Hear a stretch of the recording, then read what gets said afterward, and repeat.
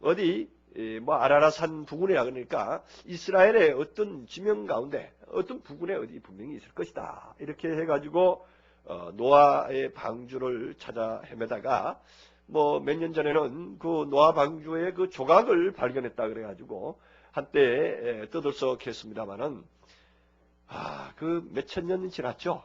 노아 방주가. 그 몇천 년 지난 그 노아 방주의 그 나무 토막이 아직까지도 존재한다. 정말 믿어지지 않는 사건이에요. 어떻게 그걸 존재를 해 왔을까 하는 것도 한번 생각을 해봄직하고, 그리고 물이 불어가지고 얼마나 불어났는가 하면은요, 오늘 20절에 보면은 물이 불어서 15규빗의 얼음에 산들이 덮였다 그러죠. 물이 불어가지고 15규빗 올랐는데 산이 다 잠겼다. 우리 히말라야 산이 몇 메다입니까? 그리고 우리 백두산이 몇 메다입니까? 뭐 히말라야 산까지 갈 거 없고 백두산이 우리 2700m가 넘습니다. 근데 15규빗은 도대체 몇 메다나 될까요? 15규빗이면은 우리가 요게 하나가 1규빗입니다. 요 손끝에서 여기까지가 1규빗입니다. 어떤 사람은 크고 작고 합니다만은 대충 이제 45cm 정도 잡습니다. 50cm 잡아도 5 1 5 55 7m 50 예? 7m 50이잖아요. 그렇잖아요? 예, 15입니까? 50cm 하면 5m고 그렇죠? 예, 7m 50cm의 물이 잠겼는데 그 백두산이 잠겼다. 이해가 가느냐 얘기죠. 백두산은 2744m인데 겨우 7m 50, 뭐 10m 잡습니다. 10m 정도 물이 찼는데 그 백두산이 다 잠겼다. 도대체 이해가 안 가는 얘기죠. 그래서 그때의 수면을 그러면 어디다가 기준을 했을까? 하나님께서 그 히말라야 산 꼭대기를 이제 기점으로 했을까? 이제 쉽게 말해서 이제 그 건축학자들이 지엘이라고 그러죠. 지엘이라고 해서 이제 수면의 높이, 그거를 지엘이라고 하는데, 그 기준을 어디다가 해고서 15규빗을 환산했을까 하는 것을 한번 생각을 해볼 필요가 있습니다. 그래서 우리는 이 노아 홍수의 사건이 실제적인 역사적인 증거를 가지고 있느냐 없느냐 하는 것은 지금 뭐 논할 필요가 없습니다. 하나님께서 그럼 또 한 가지는 뭡니까? 노아의 방주를 지었는데 노아의 방주가 얼마나 크다 그랬습니까? 뭐 장이 300규빗? 예. 그렇게 한 300규빗 정도 되면은 그 역시도 한 150m 됩니다. 그렇죠? 50cm만 잡아도 한 150m 됩니다. 150m 정도 되는 군함, 우리나라에 있는 군함입니다. 그 군함에 코끼리가 몇 마리 들어갈까요? 예. 근데 코끼리도 있었고 공룡도 있었죠. 공룡도 이제 그 부류에 따라서 엄청 몸집이 큰 거 있습니다. 그죠? 그 한 마리만 들어가다 아마 꽉 찰 수 있는 그런 엄청 큰 공룡도 있었을 겁니다. 그 공룡도 들어가야 되고 코끼리도 들어가야 되고, 예. 그 외에 뭐 새도 들어가야 되고 뭐 많이 들어가야 돼요. 지구상에 있는 그때 당시에 각 종류의 그 모든 동물들이 다 거기에 들어가야 되는데 그 암수 둘씩, 그것도 한 마리도 아니고 암수 둘씩 그렇게 들어가야 되는데 과연 그만한 부피에, 그만한 넓이에 어떻게 수용을 할 수 있었을까 하는 것을 한번 생각을 해봐야 됩니다.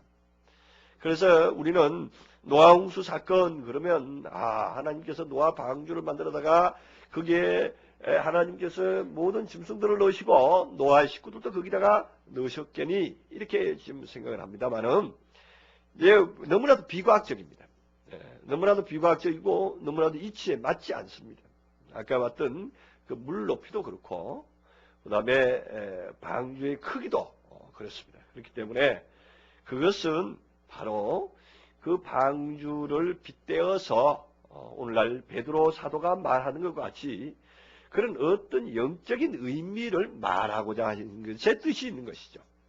영적인 의미를 말하고자 하는 것이 뜻이 있는 것이지 실제로 그 방주는 그러했더라 하나님께서 그러한 노아의 방주를 만드시고 모든 세상 사람들을 진멸시켰더라 하는 것이 아닙니다.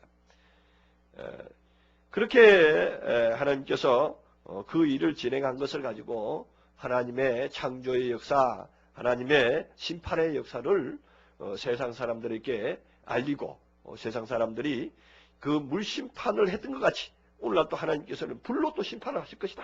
이렇게 해서 그 위협하는 도구로 하나님을 믿지 않으면 이렇게 물심판 받았던 것 같이 불심판도 받는다. 이렇게 얘기를 합니다. 진작 이제 실제로 이제 그거를 구체적으로 알고 있는 사람은 에이 하나님께서 물심판 그 한쪽 귀퉁이에 쬐끔 했던 것 같이 불심판도 그럼 쬐끔 하실 것이다. 이렇게 생각을 하실 거 아니냐 이거죠. 실제로 이제 구체적으로 들어가면 그렇습니다.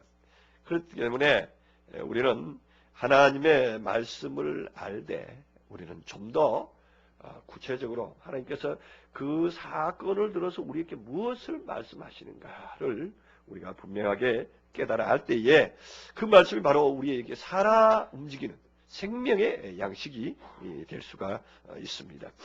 그러면은 본문에 들어가 보면은 6절부터 보겠습니다. 홍수가 땅에 있을 때에 노아가 600세라.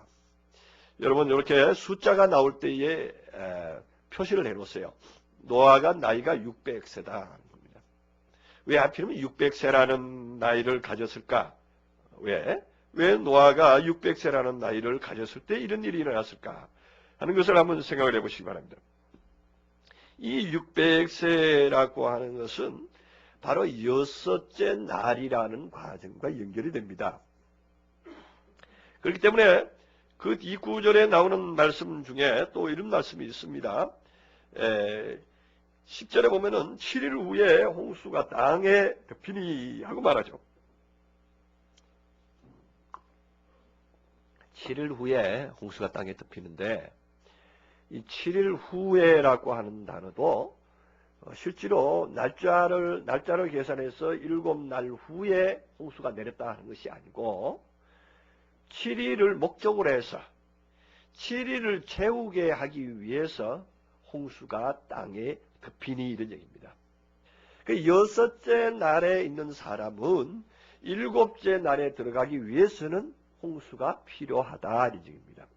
그것을 우리가 잘 알고 있는 말씀 하나 있죠. 요한복음에 보면은 예수님께서 항아리를 6개 두시고 그 항아리에다가 물을 아구까지 채우라 그랬습니다. 그 물을 아구까지 채우는 거 그거 홍수가 아닙니까? 그것도 물이잖아요, 그죠? 그 항아리 왜 그러면 5개도 아니고 4개도 아니고 왜 6개를 2개 하셨고 왜 거기다가 또 물을 아구까지 채우라고 하시는가? 그걸 우리가 한번 생각을 해보면은 이 홍수 사건과 아주 일맥상통한 의미를 우리가 산출해 낼 수가 있습니다.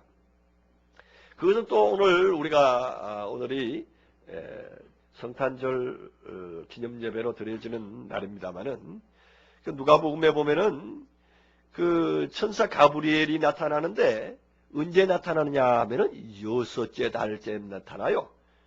그게 7째 달에 나타나는 게 아니고 4달째 나타나는 게 아니고 6째 달에 또 나타나는 일이 있습니다. 누가복음 1장 26절이죠. 6째 달에 천사 가브리엘이 하나님의 보내심을 받아 갈릴리 나사렛 동네에 가서 이제 복음을 전하는 얘기죠. 예수님의 탄생 소식을 전하는 얘기입니다. 그 다음에 또 누가복음 1장 36절에도 보면 보라의 친족 엘리사벳도 늙었어. 아들 배웠느냐 본래 숙제하지 못한 이가 이미 6달이 되었나니 하고 말합니다. 예수님 앞에 6달 먼저 오신 예수죠. 세례 요한. 왜 그가 6달 먼저 와야 되느냐. 조금 더 일찍 와도 되는데 그죠? 굳이 왜 성경에는 6이라는 숫자를 그렇게 사용을 했을까? 예수님보다 앞서가는 어떠한 단계에 있는 어떤 존재에게 부여하는 명칭은 6이라는 명칭을 주었더라 하는 것이죠. 그리고 이제 사도행전에 보면은 사도행전 11장 그 12절에도 성령이 내게 명하사 아무 의심 말고 함께 가라 하심에 6 형제도 나와 함께 가서 그 사람의 집에 들어가니 하고 사도행전에서도 사람이 6명이 또 따라가는 그러한 상황으로 나옵니다. 계시록 4장 8절에는 네 생물이 각각 6날개가 있고 그 안과 주위에 눈이 가득하더라. 그들이 밤낮 쉬지 않고 이르기를 거룩하다 거룩하다 하니 주 하나님 곧 전능하신 이여 전에도 계셨고 이제도 계신 장차 오실 자라 하고 6날개를 가진 천사를 또한 설명을 하고 있습니다. 또 계시록에 보면은 6째 천사가 이제 그 인을 뗄 때에 어떤 일이 일어나죠. 6장 12절입니다. 6장 12절에 보면 내가 보니 6째 인을 떼실 때에 큰 지진이 나서 해가 총담같이 검어지고 온 날이 피같이 되며 하고 6째 인을 떼는 때에 일어나는 상황. 그 다음에 또 계시록 9장에 가서는 9장 13절 14절에 보면은 6째 천사가 나팔을 불매 내가 들으니 하나님 앞에 금단 넷불에서 한 음성이 나서 나팔 가진 6째 천사에게 말하기를 큰 강 유브라데에 결박한 내 천사를 놔주라 하며 그 6째가 대접을 큰 강 그 유브라데에다가 이제 쏟아놓는 그런 상황이 나오죠. 그럴 때는 이제 강물이 말라가지고 이제 동방에서 오는 왕들의 길을 예비하는. 그래서 이제 그 유브라데 강에다가 쏟게 되는데 그 6째 천사가 하는 행위가 됩니다. 이러한 그 6이라는 그 말씀이 오늘날 우리들에게 중요한 의미를 주고 있습니다. 노아에게 600세 될 때에 이러한 일을 행하셨다 하는 것은 우리가 또한 믿음의 성장 과정에서 6이라는 단계에 이르면은 이러한 과정에 들어간다는 것을 말하고 있습니다. 우리가 잘 아는 그 예수님께서도 그 엿새 후에 마태복음이죠. 17장 1절에 보면 엿새 후에 베드로와 요한과 야고보를 데리고 변화산으로 올라가셨죠. 변화산으로 올라가서 변화된 모습은 뭐예요? 7째 완성의 모습을 보여준 겁니다. 엿새가 지나야만이 변화를 할 수 있는 겁니다. 엿새가 지나기 전에는 그러한 모습을 볼 수가 없습니다. 그러나 예수님 자신은 변화된 모습으로 보여줬지만 제자들은 아직 변화되지 않았기 때문에 그는 보기만 하고 내가 여기 초막셋을 찢때 하나는 주를 위하여 하나는 모세를 위하여 하나는 엘리야를 위하여 하겠나이다 하고 베드로가 말했던 것을 우리는 볼 수가 있습니다. 그래서 우리는 이 엿새라는 그 말씀이 바로 600세의 상황과 같이 맞물려지면서 그것이 예고하는 바가 바로 7이 이르기 위해서는 6세라는 충만한 수가 차기까지 충만한 수가 차면은 하나님께서 무슨 일을 하시는구나 하는 것을 알 수가 있습니다. 그리고 6세까지는 뭘 하는 날이냐? 누가복음 13장 14절에 보면은 회당장이 예수께서 안식일에 병 고치는 것을 분내어 무리에게 이르되 일할 날이 6세가 있으니 하고 말합니다. 일하는 날이 6세입니다. 아직까지 우리가 일을 계속 해야 되는 날이 6세입니다. 6일을 맞이하면 우리가 일을 해야 되는데 무슨 일을 해야 되느냐? 그것은 바로 물을 채우는 일입니다. 항아리 아구에 물을 아구까지 채우는 겁니다. 항아리 빈 항아리를 놔둬서는 안 됩니다. 거기에 물을 채워야 되는 그러한 일이 남아있는 것입니다. 그래서 본문 다시 보면은 노아가 홍수가 땅에 있을 때의 노아의 나이가 600세라.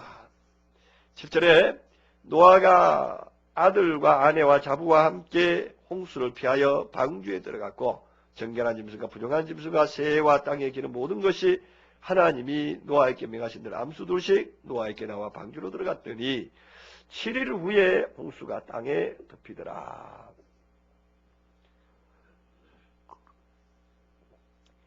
7일 후에 땅에 덮였다.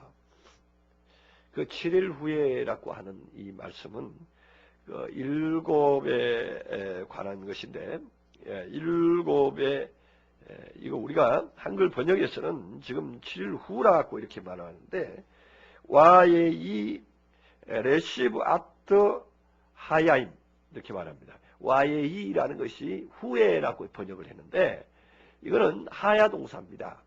그러니까 7일이 있기 위해서 이렇게 번역할 수 있습니다. 하야 동사는 존재하다거든요. 존재하다. 7일이 존재하기 위해서 이렇게 말할 수가 있습니다. 그래서 7일 후에 실제로 날짜를 계산해서 7일 후에 그렇게 되는 걸로 이렇게 아는데 7일 후에 되는 게 아니라 7일을 목적으로 해서 미완료 상태입니다. 미완료 상태에서 7일을 향해서 홍수가 있는 겁니다.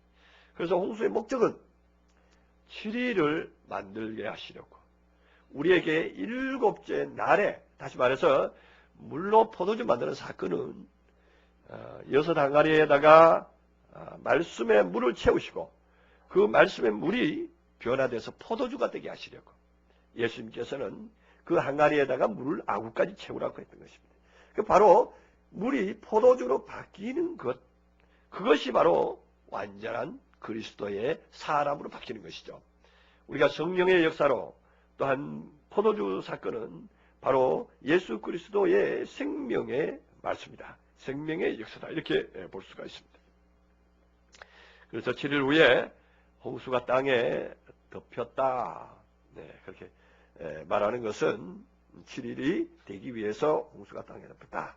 그 다음에 11절에 노아 600세 되던 해 2월고 그달 17일이라 그날에 큰 기쁨의 샘들이 터지며 하늘의 창들이 열려 40주야를 비가 땅에 쏟아졌더라. 그렇게 말합니다.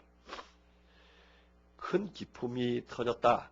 이 기쁨이라고 하는 것은 우리가 창세기 1장 2절에서 봤던 대로 흑암이 기쁨 위에 있고 하는 태음입니다.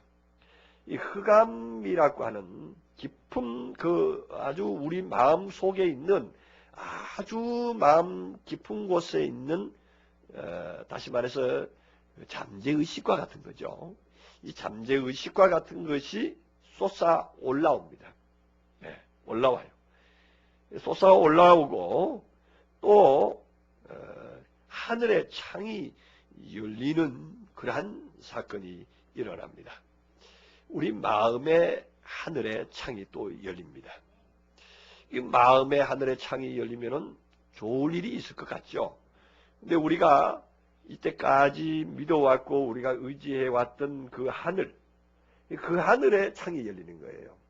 그럼 내가 하늘로 모시고 왔던, 내가 하늘로 의지하고 왔던 그 인간적인 하늘인 것입니다. 우리가 믿음이 어느 정도 자라다 보면은 최종적인 하나님의 그 하늘의 형상을 우리가 아직 기록하기 전에 우리 마음에 그려놓은 하늘이 있습니다. 다시 말해서 하나님의 형상을 우리 나름대로 기록해놓고 그 하나님의 형상이 어떠하다 하는 것으로 스스로가 알고 있습니다. 근데 그 하늘이, 그 하나님의 형상이 진정으로 하나님께서 원하시는, 진정으로 하나님께서 보시는 하나님의 그 마음에 맞는 그러한 하늘이냐? 그렇지 않습니다.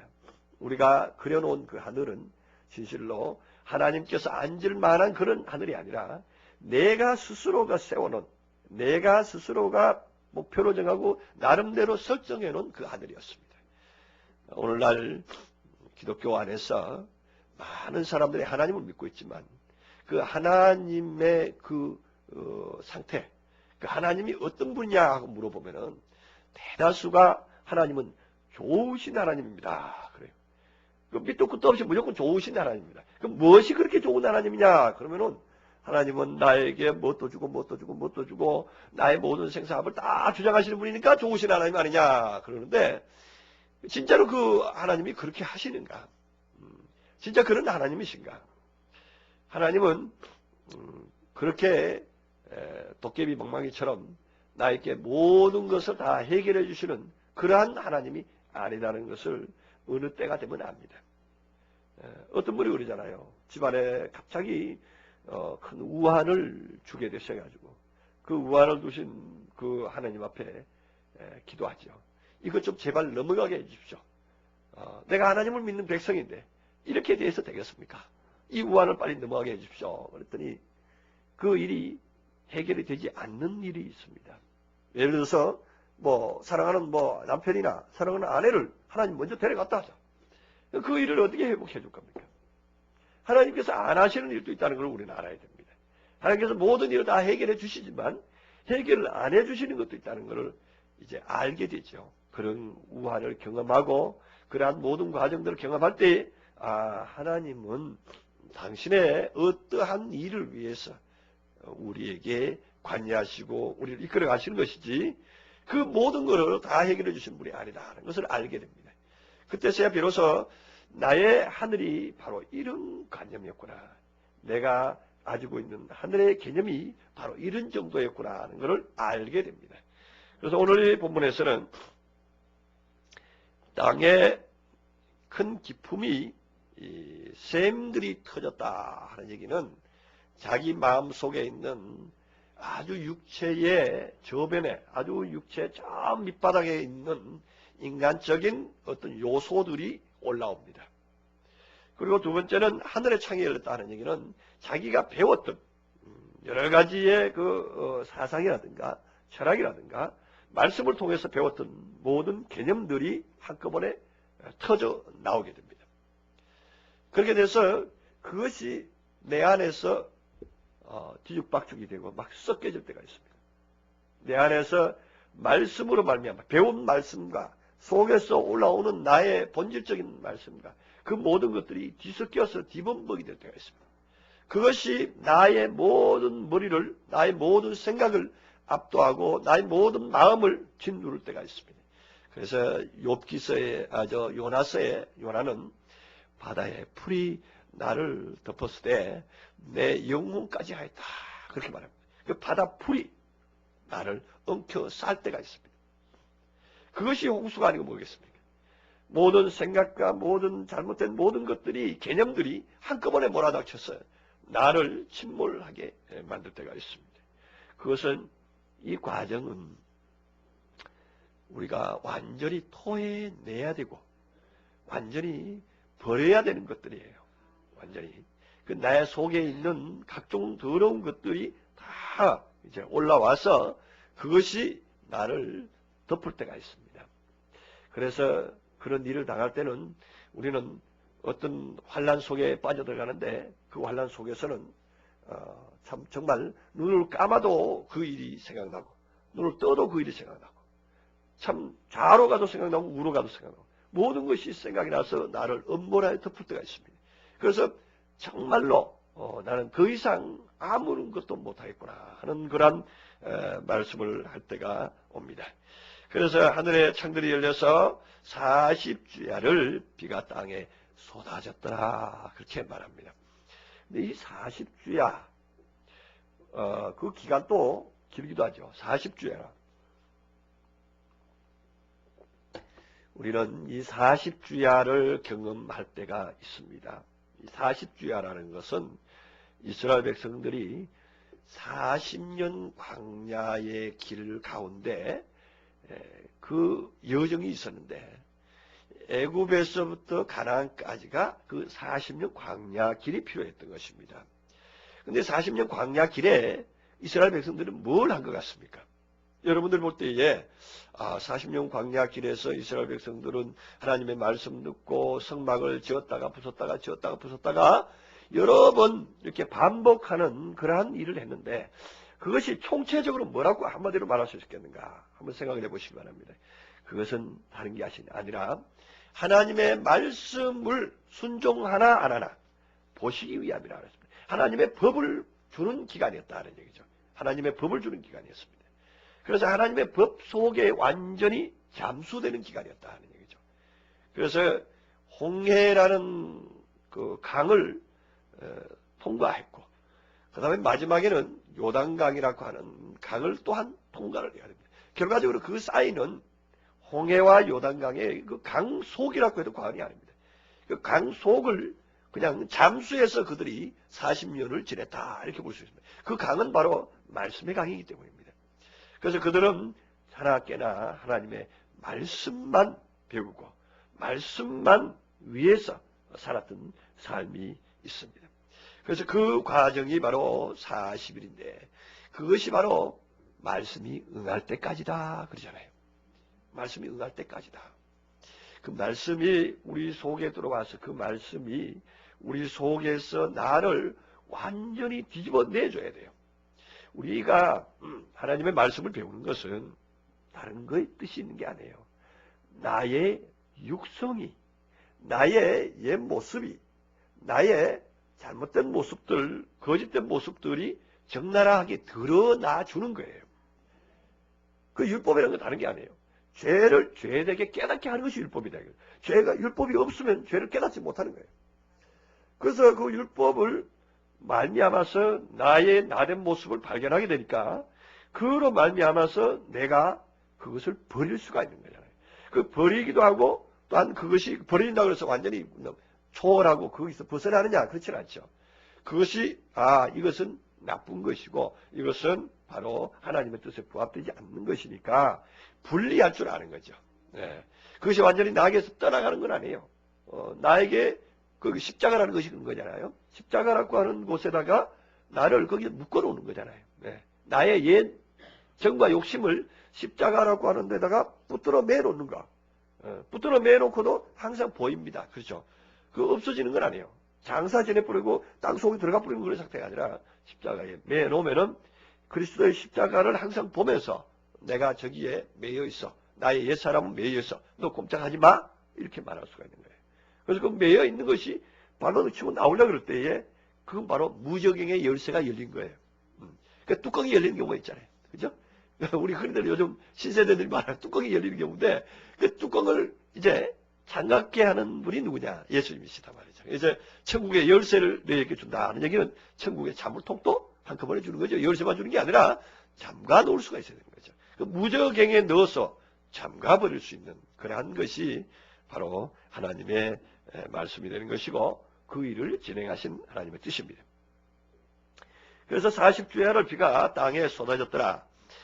그날 노아가 그의 아들 셈, 함, 야벳과 노아의 처와 세 자부가 다 방주로 들어갔고 그들과 모든 짐승이 그 종류대로 모든 육축이 그 종류대로 땅에 기는 모든 것이 그 종류대로 모든 새 곧 각양새가 그 종류대로 들어갔더라 이런 얘기죠.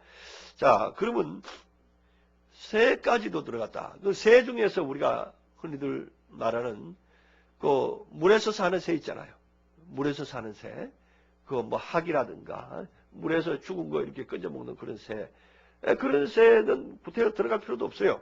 거기 홍수가 났어도 먹을 것이 많이 있을 거예요, 그죠? 그런데 그 새들도 다 들어갔고 그것도 다 죽었다 이렇게 말하니까 이 말씀 보면은 홍수가 땅에 들어갔으니 16절에 들어간 것들은 모든 것이 암수라 하나님이 그에게 명하신 대로 들어가매 여호와께서 그를 닫아 넣으시니 홍수가 땅에 40일이 있었는지라 물이 많아져서 방주가 땅에서 떠올랐고 물이 더 많아져서 창이라며 방주가 물 위에 떠다녔으며 산들이 덮였더라 이렇게 말합니다. 그 산들이 덮였더라. 아까 제가 말씀드렸죠. 실제적인 산은 우리가 말하는 백두산도 하나 덮여지질 않았습니다. 그럼 무슨 산이 덮일 것이냐? 무슨 산? 우리가 알고 있는 나름대로의 툭 튀어나온 어떤 기질들이 있습니다. 우리가 알고 있는 하나님의 말씀이 들어오면은요, 내 마음속에 스스로 잘났다고 생각하는 내 마음속에 스스로 이것은 이런 것이다 하고 정의했던 부분들이 있습니다. 그것은 바로 올라온 부분들입니다. 그래서 첩경을 평탄케 하라. 예수님께서 세례 요한을 보내시고 이사야서에서는 그 세례 요한이 하는 일이 뭐냐? 그 주의 길을 예비하라. 그 첩경을 평탄케 하라. 첩경을 평탄케 하라는 얘기는 불룩불룩 올라온 것들을 이제 불도저로 쫙 밀어서 평평하게 만들어라 이런 얘기죠. 오늘날 우리들이 말씀을 받으면은 나의 어떠한 모습들이 이제 내려갈 수가 있습니다. 깎여서 내려가죠. 그리고 이제 빠진 것들은 구렁텅이로 이제 내려간 것들은 또 다시 또 메꿔서 올라오게 되고 이것이 하나님의 역사인 것입니다. 그래서 산들이 덮였다. 나의 어떠함이 나의 아름아름이 잘못된 것들 관념들이 이제 덮이는 그런 상황입니다. 그래서 21절에 땅에 움직이는 생물이 다 죽었으니 곧 새와 육축과 들의 짐승과 땅에 기는 모든 것들과 모든 사람이라 육지에 있어 코로 생물의 기식을 호흡하는 것들은 다 죽었더라. 이렇게 말합니다. 육지에 있어서 코로 호흡하는 생물들은 다 죽었고, 그러면 바다에 있는 것들은 죽었을까요? 안 죽었을까요? 그때 당시에 노아 홍수를 얘기한다면 바다에 있는 것들도 원칙으로 다 죽어야 될 텐데 그런 말은 없죠. 그래서 사실은 그 홍수가 그대 정상적으로 그렇게 나면은 바다에 있는 고기도 살 수가 없어요. 왜 살 수가 없느냐? 그 혼탁한 그 흙탕물은요 고기가 먹질 못하죠.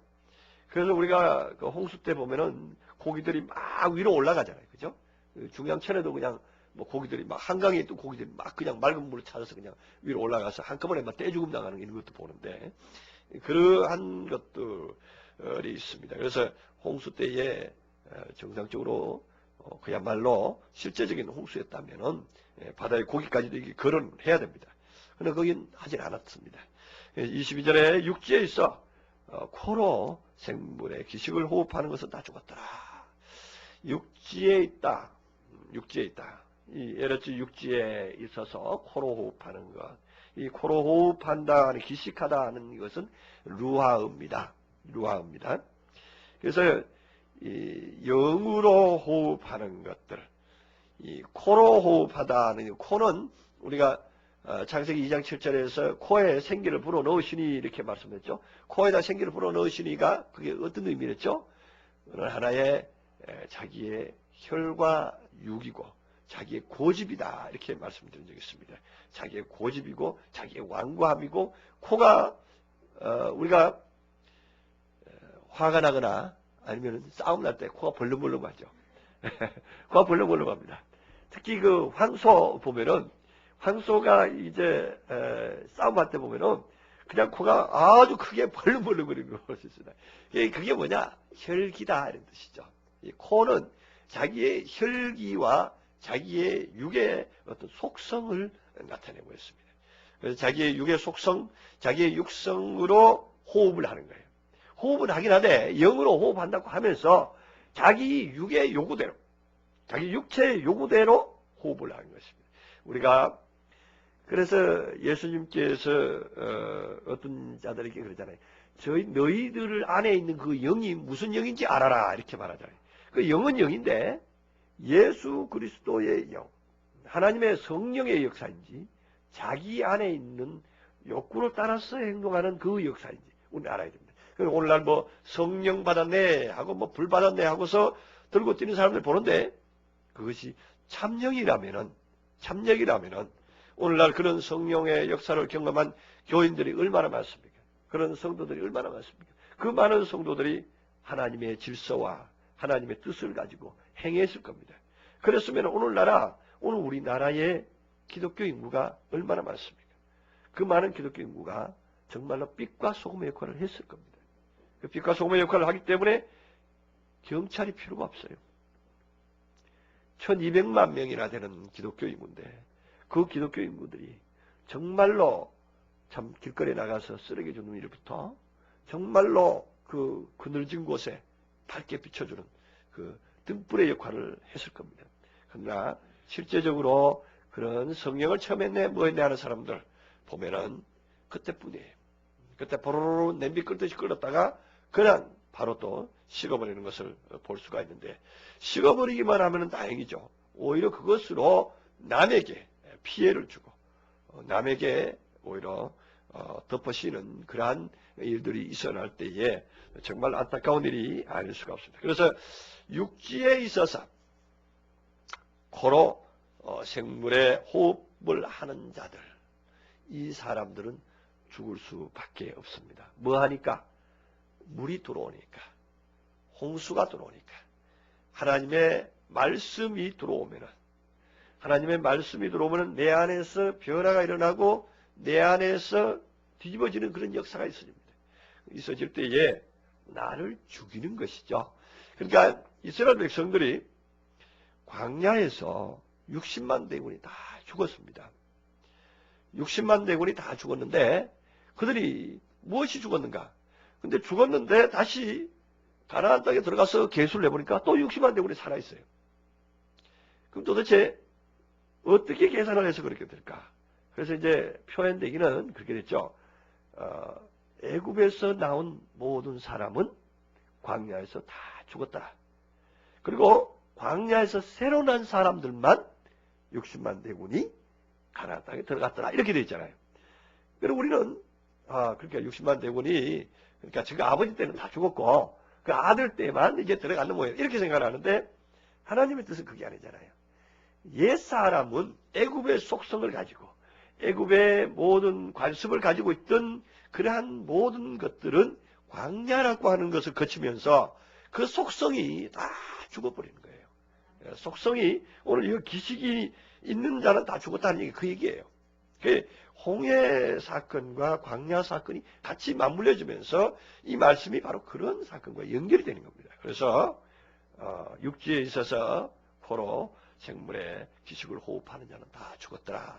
그러니까 애굽에서 나온 옛 기질과 사상과 그 애굽에 있던 혈기와 어떤 육적인 모든 것들은 결과적으로 광야를 지나면서 다 죽고 이제 하나님의 그 진정한 새 생명으로 거듭난 자들만 가나안 땅에 들어갈 수가 있는 것이죠.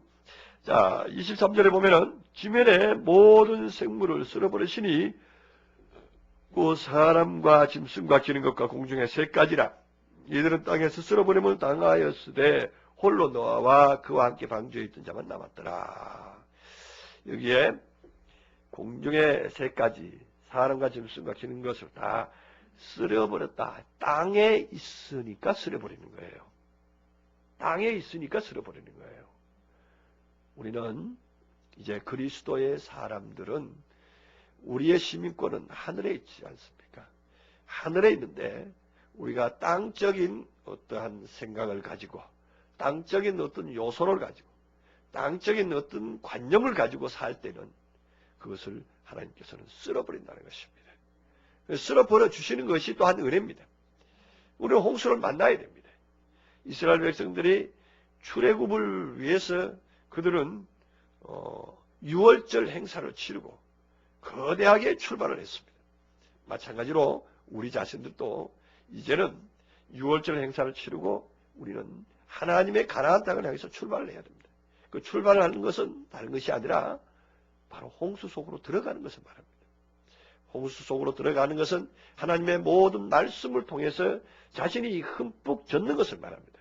하나님의 모든 말씀을 통해서 자신이 흠뻑 젖게 되면은 결과적으로 땅의 깊음, 나의 옛 속성들이 다 드러나게 되어 있습니다. 그리고 내가 알았던 어떤 아름아름 나의 완고한 어떤 고집과 같은 것들이 다 드러나게 되어 있습니다. 그것은 결국은 무엇을 하느냐? 나를 죽이게 한다는 것이죠. 나의 옛 습성들을 죽이게 하고 나의 기식들, 나의 혈기 있는 걸 코로 행했던 모든 것들을 다 죽이게 장사 지내게 하는 그러한 역사인 것을 말하고 있습니다. 그래서 오늘 홍수 사건은 구체적으로 들여다봐도 어떤 실제적인 역사적인 사건이 아니라 바로 오늘 우리들에게 말씀을 통해서 우리로 하여금 물 세례 과정을 통해서 하나님께 나아가기 위한 하나님의 방편이다 하는 것을 다시 한번 깨달을 수가 있습니다. 그래서 오늘 베드로 전서 3장 19절부터 21절까지 같이 읽고 끝내도록 하겠습니다. 베드로전서 3장 19절부터 21절.